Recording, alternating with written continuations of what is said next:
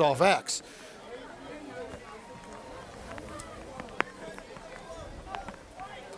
And the rain is really coming down pretty hard here at Olympia right now. Which is hopefully won't affect play too much. But I tell you what, when those crosses start to get wet and those pockets balloon a little bit, you can get in for some exciting throws. So hopefully the quality of play will remain high tonight. As a goalie, I never liked playing in the rain. Like you said, the pockets get warped, and for those big. Oh, nice feet! Oh, see right there, you see that? Boy, they jammed the crease. He had it. I think just the ball rolled right out of the top of his cross. Oh, but like I was saying, with the goalies, you have that big butterfly net, and once those get wet, it's a real task trying to throw it. Yeah, and I thought on the last goal that UL had, it sort of confused Rick because when that wet field, when you don't know whether it's going to take the true bounce or whether that ball sort of accelerates off the turf. And on that cannon from Ashton Longlinay, I think the ball skipped rather than bounced up, and it may have caught Rick a little bit off guard.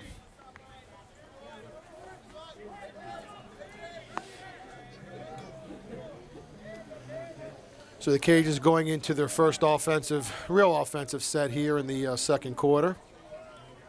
As we talked about, they really had not been able to establish much in the 6-on-6 set.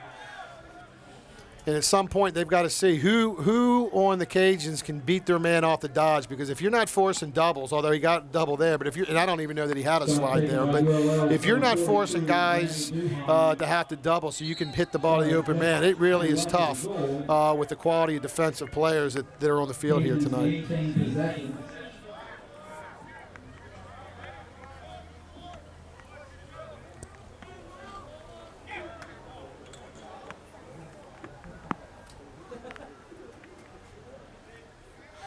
It looks like the Cajuns are in somewhat of an inverted package here. And that they've got all looks like their midfielders are low, and they're running, trying to run against short sticks. Although they're sort of, looks like they're rolling out of it now. And that's the downside of running the inversion. Attackmen aren't really used to taking shots from that far. You can see there really wasn't a whole lot of that, and Rick Batista was tracking that all the way.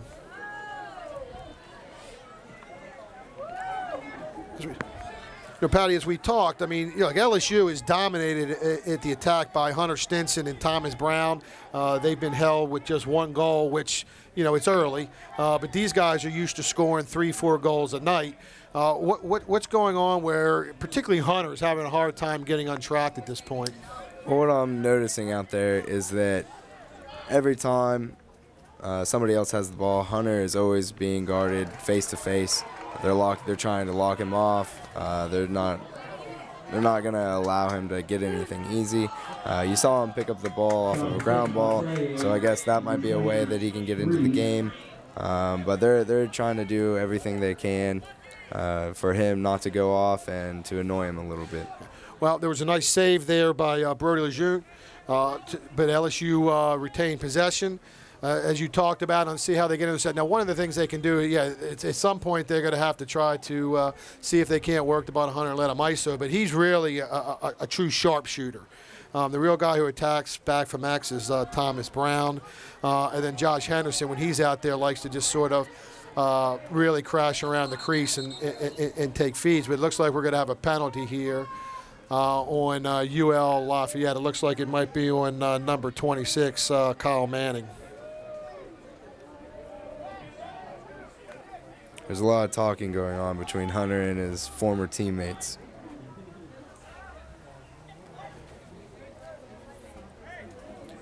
Well, and Hunter's having, he's having he's having just a tremendous season when you look at him. And as we had talked about, he leads the nation in goals and points. He can shoot from multiple angles. He's not just a straight over the top. He'll come underneath. And what I've noticed about him, he does a really good job of changing the level of his shot. Which for any of the youth players out there, look, this comes a nice skip pass and bam, there's a goal. I tell you, excellent pass and a well-screened shot. Oh, they created a diversion. You had the creaseman running up to the cage, pretending like he was going to get the pass. They skipped him, went up top to John Patrick O'Mara, and precision by O'Mara. Well, and just to follow up on the Hunter point, you saw it going on right here as they come up top. You'll look. Here comes a shot. He went low to high on there, went over the offside hip, and boom, off you go. And we're now at 5-3 LSU with 11 minutes to go here in the first half.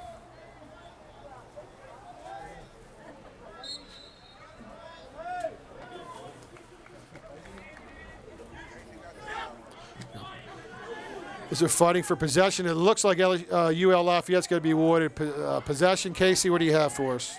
Hey, guys, coming out of that quarter break, you guys touched on it a little bit. LSU wants to work their offense a little bit more towards their game plan. They're going to spread UL out, work the ball around, and work Stinson and Brown on some cuts instead of taking away from some of those ISO moves that we've been seeing.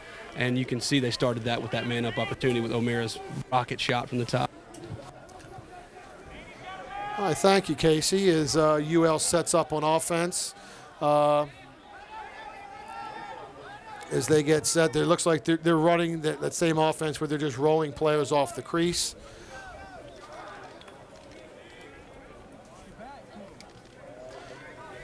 LSU seems really quick to double tonight. Is that typical of how LSU plays the defense? Not usually, but this year they have a bunch of new D-poles. Some of them are faster than previous LSU D-poles, so that's something that they're able to do. When you have the speed, you're able to run out on somebody, double team them, and get back if you need to. You're good, Benny. All right, so after the turnover, LSU is going to get set up on offense. And let's see, as Casey talked to us, let's see if LSU sort of spreads out on offense, drawing the UL defenders out wide, and see if they can't take advantage of that here. Because I'll tell you, if you look at them now, UL is really packed inside. I mean, they're just daring LSU to take outside shots.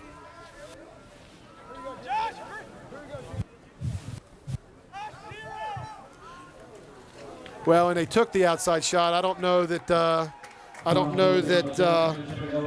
was a great shot by Josh, because he really basically went three-quarter down to stick side low, but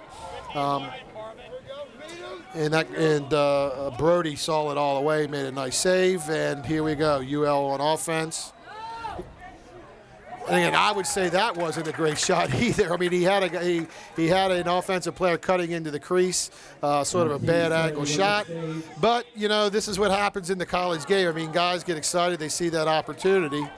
And in a game like this where there's so much emotion, because right now, look, here they go. Let's see if he makes the one more pass. There it is. Ooh. I like the setup by UL on that. He didn't bear the shot. And I give Rick credit, because he matched stick on that attackman sliding through. And it was a great trail check. I think the defender there got a little piece of it. That defender was actually Mitchell Weber from the Houston area, and as am I. So I used to play against him in high school. A couple years younger than I am, but he's turned into a great D-pole. Are you taking credit for that? I wish. Well, and there he comes around the corner there. That was number 5 for UL, Peter Vicknair, scoring his 6th goal of the season. And he brings us to 5-4. LSU on top with 7:57 left in the second quarter. LSU 5, ULL 4. That was just a strong sort of a bull dodge move there. I mean, he just sort of dropped his shoulder, got to the 5-5, got with the island, took that step to glory, as Quentin Kwesnick likes to talk about, and got off a nice shot that got over the shoulder of Rick Batista, who really was holding his angle pretty well on that one.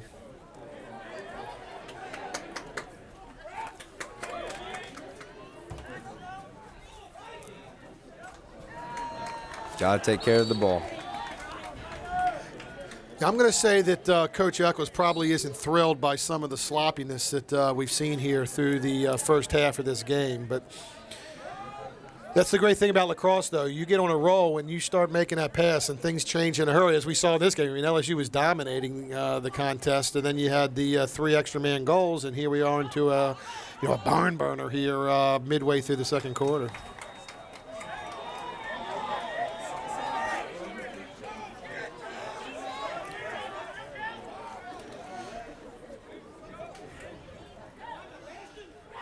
Tell you what, Ashton does have a shot. He's not afraid to take it. I'll be curious to see with the numbers situation. I mean, look, UL is not the deepest team, and they're playing with a lot of emotion, and they're running up and down the field. It'll be interesting to see if they can maintain this pace for 4 quarters.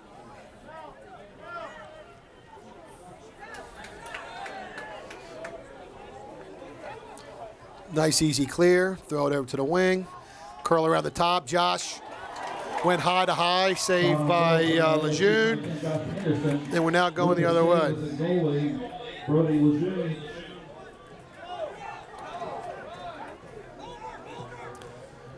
It looks like LSU's going to apply a little bit of pressure here on this ride. And there, look, well, there was a turnover or potential there, but, you know, Lafayette wins the ground ball war.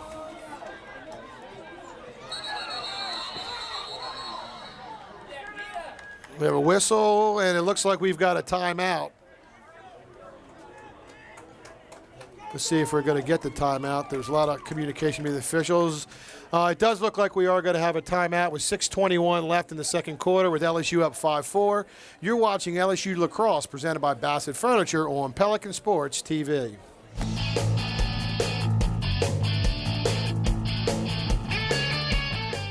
I wanted a gorgeous family room, like you see in the magazines. Bassett helped me with a complete makeover.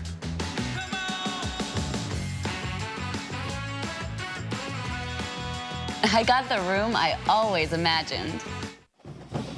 Pelican Sports TV presents Tigers Roar, a live look at LSU football. Join Tommy Krysan and Chris Landry every Wednesday night for Tigers Roar, live on Pelican Sports TV in Baton Rouge, Lafayette, and New Orleans, and PelicanSportsTV.com.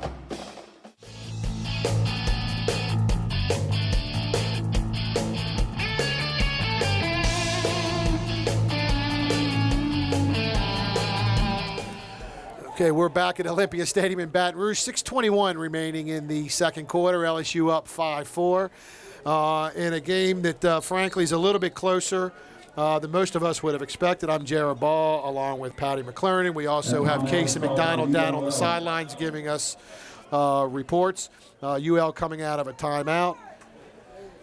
And at this stage, what are you seeing? I mean, talk to me about, Paddy, what's happening here with LSU through the first quarter and a half? Well, I think that they came out hot, but when that happens, sometimes the defense tends to fall asleep, if you will. Something that I always like to do, if I get the first save quickly, then I know that I can turn it on like a light switch, and then I'm ready to play the rest of the game. So maybe they fell asleep a little bit, but let's see if the offense can get something here. Yeah, LSU's got numbers here on the turnover. They go across, and there you go. Boy, there you go, tic-tac-toe. Bring the top, force the slide, go to the right side, across to the left, and you have a goal, and LSU's up 6-4. Yeah, great look by Josh Henderson to Thomas Brown. That extra pass is always key, moving that goalie across the crease from post to post. You don't really know what's coming. And what I really like from Brown on that is he had to go low for the catch, and he then immediately came up high. He drew the goalie down. As you saw on that shot, the goalie went down on his legs, and he went up over the top. That was some really nice lacrosse there to put LSU up 6-4 with 5:50 to go in the second quarter. Yeah, changing levels is always hard for a goalie, especially a couple fakes here and there, low to high, high to low. It's hard to change levels.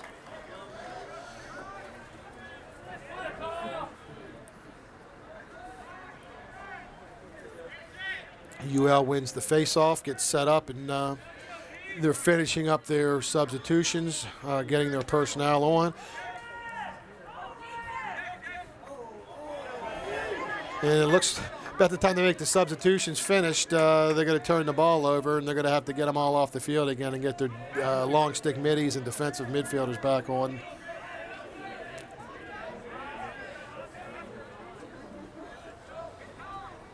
Again, as we had talked about earlier, you have 30 seconds to clear the ball into the attack zone. They get it down, and now you'll see he touches it in, and off we go.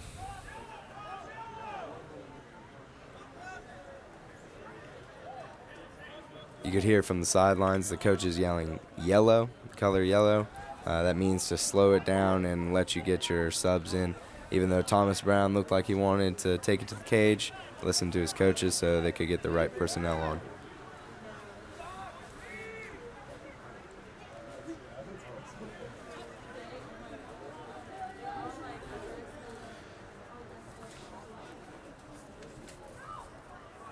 I mean, if you look at it on the season, when you talk about the importance of Stinson and Brown, they've scored, 66 goals going into tonight's game. They've got 66. If you look at the rest of the team combined, what a goal. They have 51, and there's yet another goal. LSU scores. Shot was in by number 3, David Escott. Escott gets a shot with the score. Okay, so it's good to get something off of that second midfield unit. Casey, what do you have? Hey, guys, coming out of that timeout that was called by Coach Cliff White, you guys nailed it on the head. They wanted to slow their offense down, get their defense a little bit of rest, and they just haven't gotten it done. They've moved the ball around, they get their subs in, and they're really disappointed with their offensive sets coming out of that timeout. LSU's taking well advantage of it. Thank you, Casey. And you know, you can see what happens. I mean, even here, look, they're even pressing the issue now. And look, there you go again. There's just another forced pass. You know, the emotions of the game get to be, you know, you give up a goal. You got within striking distance, and now you're just making turnovers, and LSU's too deep. I mean, this is not the way UL can play. I mean, you're getting your defensive players off after a face-off win, and then you just launch a scud across the field, and really you're in a yellow situation. You're not even trying to attack. Just run the ball at X, get your guys in there, and make the safe play. Oh, that's on the outside. Good-looking shot from Thomas, just missed it a little outside. Let's see how LSU. It looks like they're getting a little bit more aggressive. I don't think this is an all-out ride, but at least they're putting a little bit more pressure. And there you go, ball's on the ground. Who's going to win the battle off the ground? Nice play, LSU. There you go, forces the turnover.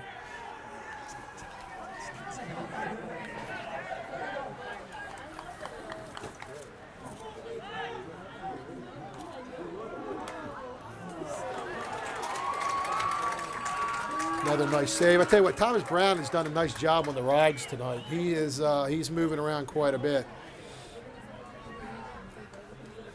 And there's a typical Stinson. I tell you what, the Stinson family knows how to deliver checks. That much I do know. His Hunter's younger brother, Logan, who plays for the Lafayette Hurricanes in U15 lacrosse, that's something the family learns. They know how to deliver those hard checks onto the shoulder and to the hip. Very pesty out there. I know in practice, if I would ever take the ball out of the cage, I would have Hunter riding my elbows all night. So let's see now. We know, thanks to Casey, that UL wants to sort of settle things down on offense, and they really need to give the defense a blow because this is a critical point here in the last 2 minutes of the half. You're down by 3. They really need to get a quality shot going into the half here.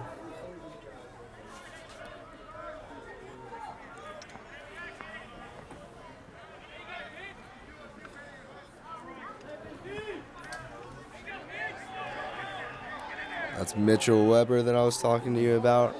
He's getting some great checks out there, working hard, and got the turnover. Yeah, that's a quick turnover. True freshman. Oh, off the pipe. Goalie's best friend. ULL 42 line just misses.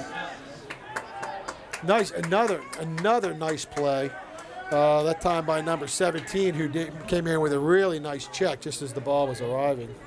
Yeah, Lawton Perrette, Lottie, everybody calls him. He was a great addition to this LSU's defense. Last year, or actually this year, we lost all of our starting D-poles from last year, along with our LSM. But Coach Eccles, I guess, recruited a couple players. And our viewers from Baton Rouge will recognize him from Dutchtown. But LSU is going to take a timeout to set it up with 53 seconds to go. It's 7-4, and you're watching LSU Lacrosse presented by Bassett Furniture on Pelican Sports TV.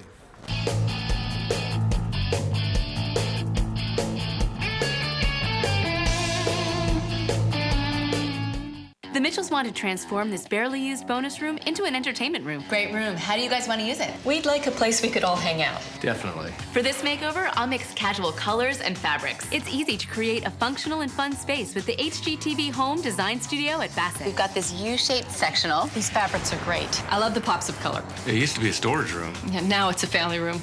We love it. It's a comfortable place to hang out. Are you ready for your big reveal? The HGTV Home Design Studio, only at Bassett.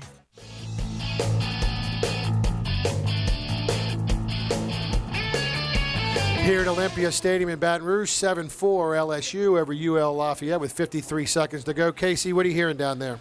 Hey guys, Coach Eccles over Jordan Ramirez, former LSU player turned coach, and they're going to come out of this timeout very methodical into a 1-4-1 set, looking to hit some action off of the picks. So look for a lot of movement on the outside to the inside, looking for a wide open shot coming from one of the stronger shooters.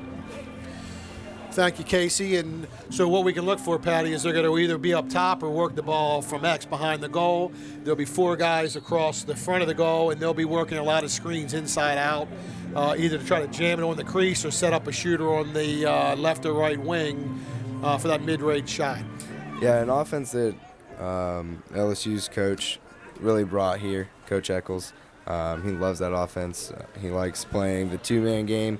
On crease, setting picks for each other, trying to get the other teammate open for a quick shot off the crease.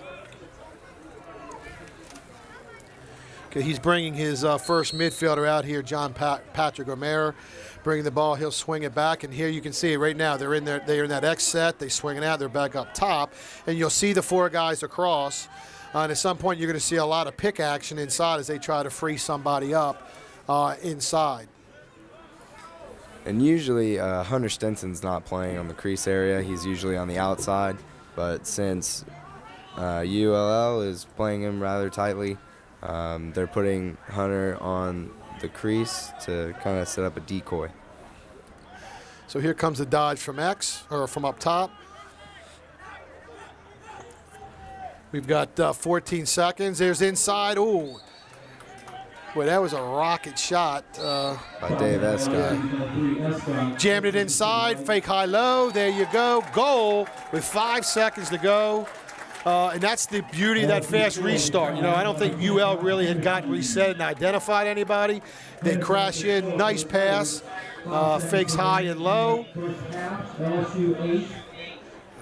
And that's just an outstanding play there in the middle. And with 5 seconds to go, LSU now up 8-4. Facing off those Cajuns, number 22, Ashton Landlin, and number 33, Lane Fair.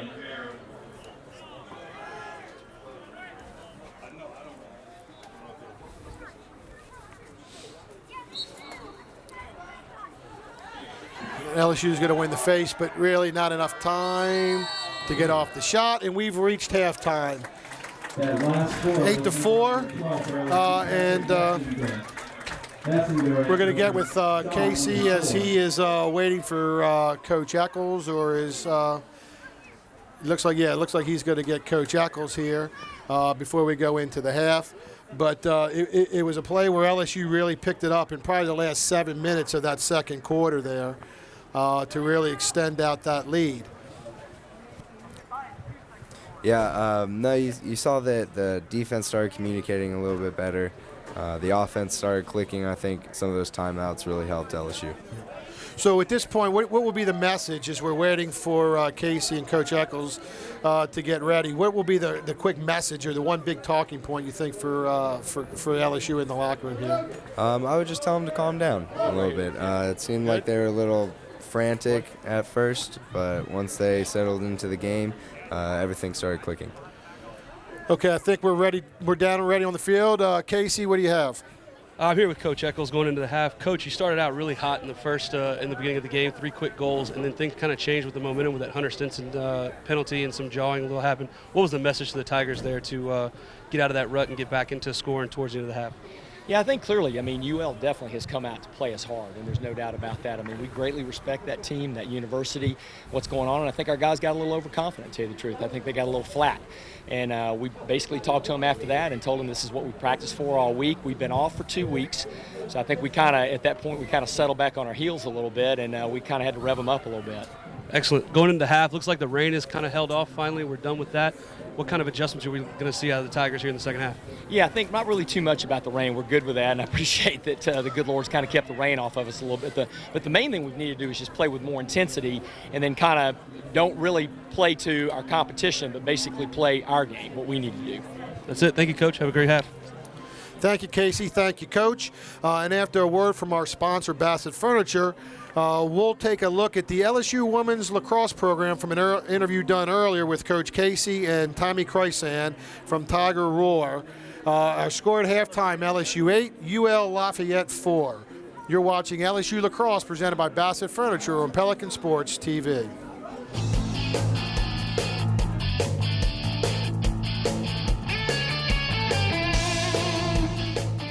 The Mitchells want to transform this barely used bonus room into an entertainment room. Great room. How do you guys want to use it? We'd like a place we could all hang out. Definitely. For this makeover, I'll mix casual colors and fabrics. It's easy to create a functional and fun space with the HGTV Home Design Studio at Bassett. We've got this U-shaped sectional. These fabrics are great. I love the pops of color. It used to be a storage room. Yeah, now it's a family room. We love it. It's a comfortable place to hang out. Are you ready for your big reveal? The HGTV Home Design Studio, only at Bassett.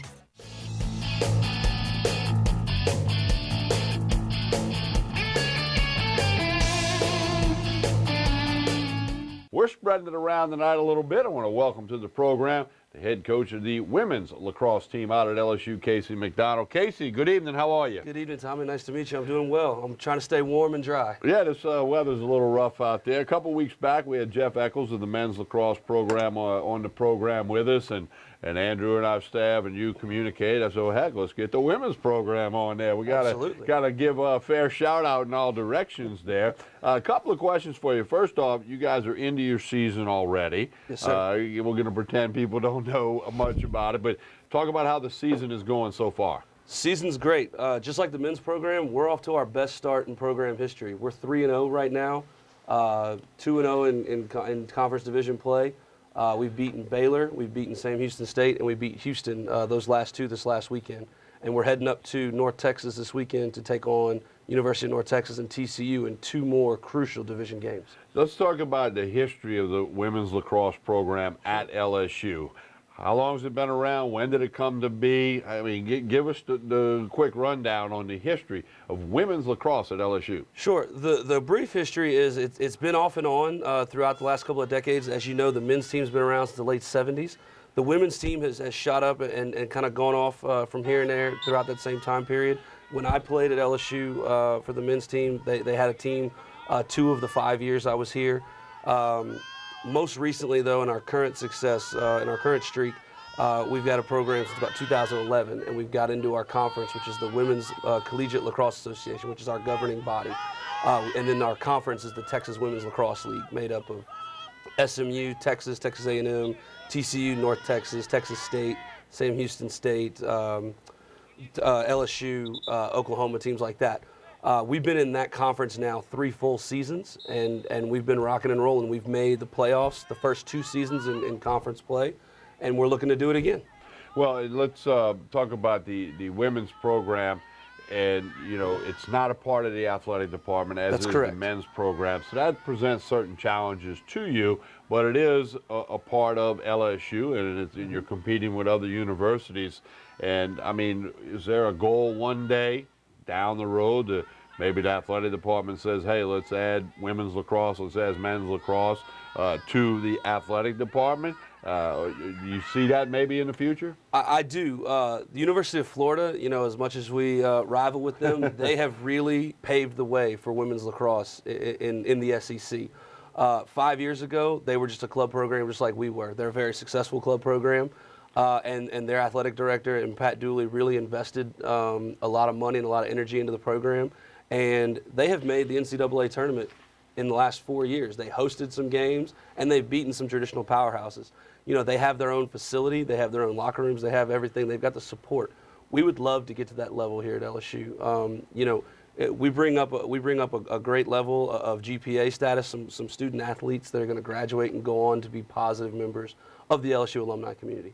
And talking about the women's lacrosse program, it's a little bit different than the men's game. I learned, a lot of the viewers of Tigers Roar learned a lot about lacrosse with Coach Eccles a couple of weeks ago, but I know there are some differences. I'm learning every day, right? Absolutely. We always got to keep learning. That's what we're here for. What are the differences between the women's lacrosse game and the men's? Obviously a lot of similarities, but there are differences. There's a lot of similarities.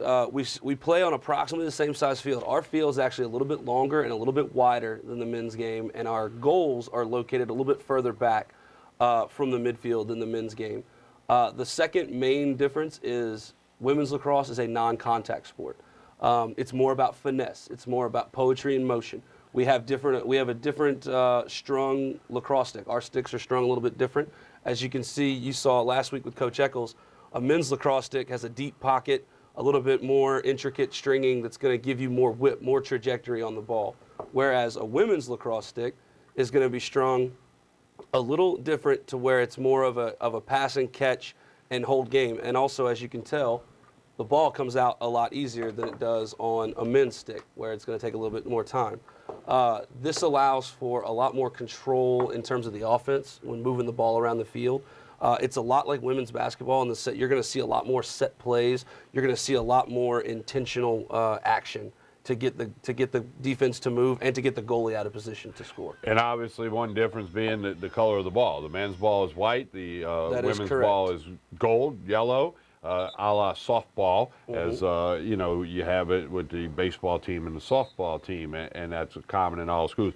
So that's standard across the board. It's always a yellow ball. It's always a yellow ball, except for when it's a snow game. If the yellow's a little difficult, they'll play with an orange ball. Okay. All right. And now, how many people on your roster? You play with 10 on the field, as do the men. Is that a similarity? We play a little bit different. That's another difference. We play with one goalie, and we do have our goalie helmet here. We play with 4 defenders, 3 midfielders, and 4 attack women. So we play with a little bit of a difference. That we have a starting 11 as opposed to a starting 10 like the men's game does. The restraining lines are a little similar. You'll see those on the graphics. You know, the way our girls can move up and down the field.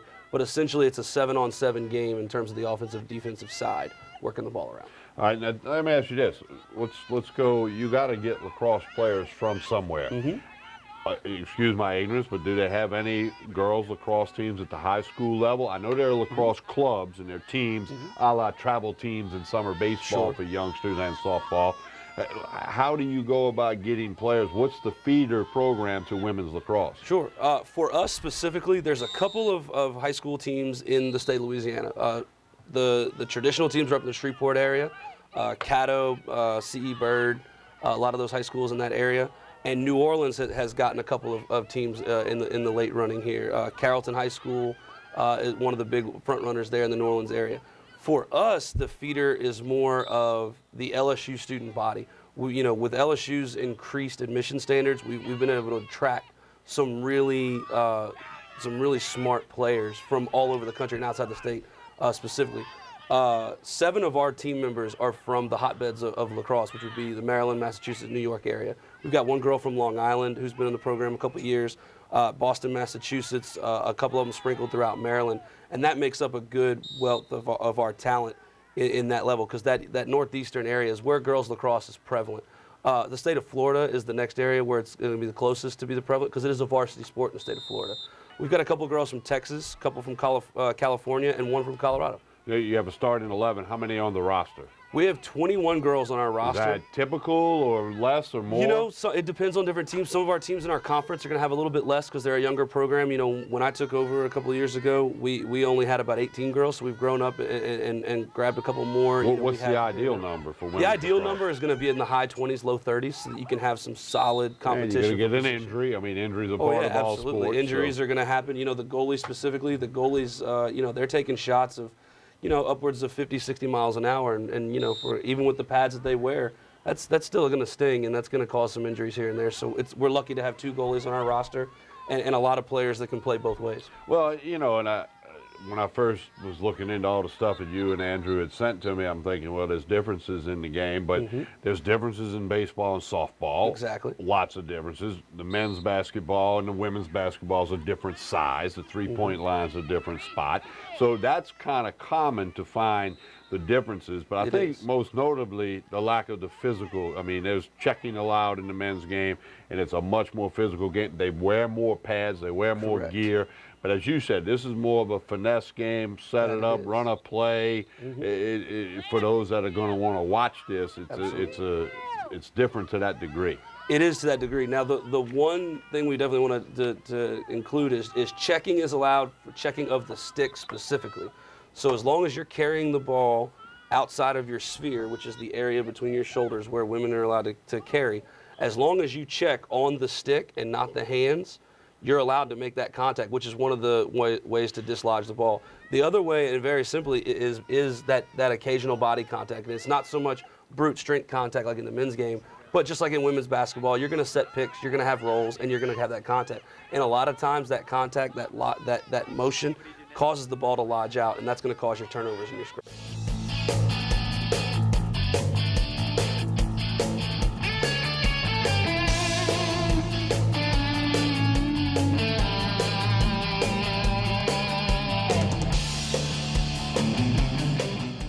I wanted a gorgeous family room, like you see in the magazines.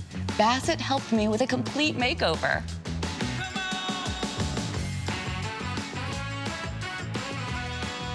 I got the room I always imagined. Pelican Sports TV presents Tigers Roar, a live look at LSU football. Join Tommy Chrysan and Chris Landry every Wednesday night for Tigers Roar, live on Pelican Sports TV in Baton Rouge, Lafayette, and New Orleans, and PelicanSportsTV.com.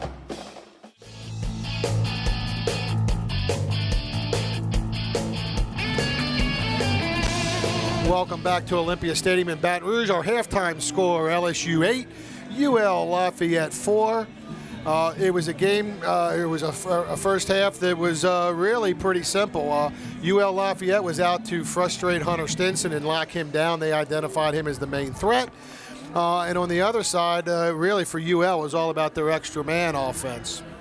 Yeah, like you mentioned, Hunter Stinson needs to get into this game. ULL is doing a good job locking him down. He just needs to get open and try to get a shot on goal. Okay, let's go down to Casey with the UL coach. Casey, what do you have? Hey guys, I'm down here with head coach Cliff White of the UL Ragin' Cajuns. Coming out of the break, coach, a lot of emotion going on in the field, this being the first televised collegiate lacrosse game here in the state of Louisiana, making a little history here. Your guys seem pretty jacked up. What was your message there at halftime to get them to come out and play hard? Yeah, they were definitely jacked up. In fact, they were so jacked minutes of the game, and really, when they put up 3 right there at the beginning.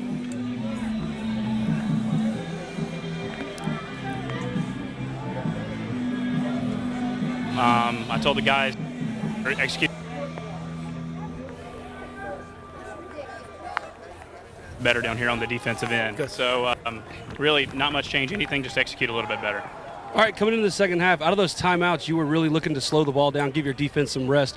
What's the plan here with the offense? Are you going to come out running and gunning, or are you going to do the same thing, working the ball around and getting some action in the cage? We're definitely going to stick to our game plan here. The longer the ball stays on our offensive side, and the less they can touch the ball, the better that is for us. They've got a high potent offense, 4 seniors scoring all their goals, so we definitely want to keep the ball out of their hands.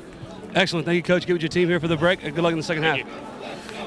Thank you, Casey, and we apologize for some of the audio difficulties there. I think anybody with a cell phone understands the dead spots, and when you're using remote technology, that's what happens.